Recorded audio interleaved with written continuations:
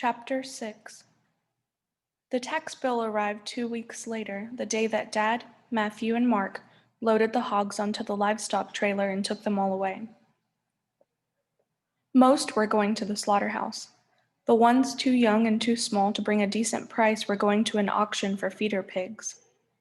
Luke watched through the vent at the front of the house as Dad drove by in the battered pickup with each load. Matthew and Mark sat in the back of the pickup, making sure the trailer stayed hitched right. Even 3 stories up, Luke could see Matthew's hangdog expression. Then, when the 3 of them came into the house for dinner after washing the last of the hog smell off their hands in the mudroom, Dad handed Mother the tax bill without comment. She put down the wooden spoon she'd been using to stir the stew and unfolded the letter. Then she dropped it. Why, She seemed to be doing the math in her head as she bent to retrieve it. That's 3 times what it usually is. There must be a mistake.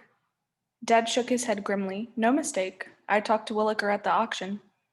The Willikers were their nearest neighbors, with a house 3 miles down the road.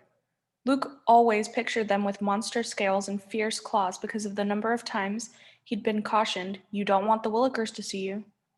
Dad went on, "Williker says they raised everyone's taxes because of them fancy houses. Makes our land worth more."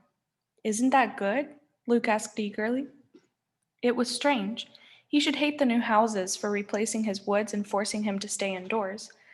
But he'd half fallen in love with them, having watched every foundation poured, every wooden skeleton of walls and roofs raised to the sky.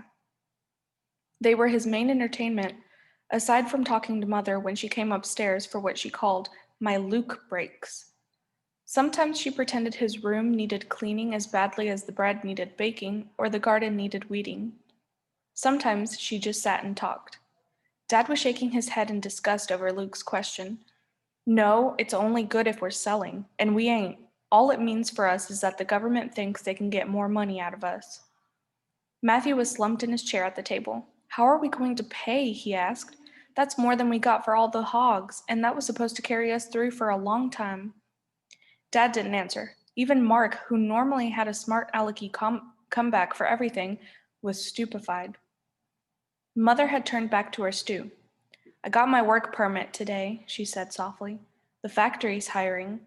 If I get on there, I can maybe get an advance on my paycheck." Luke's jaw dropped. "You can't go to work," he said. He wanted to say, "Who will stay with me? Who will I talk to all day when everyone else is outside?" But that seemed too selfish. Luke looked around. No one else looked surprised by Mother's news. He shut his mouth.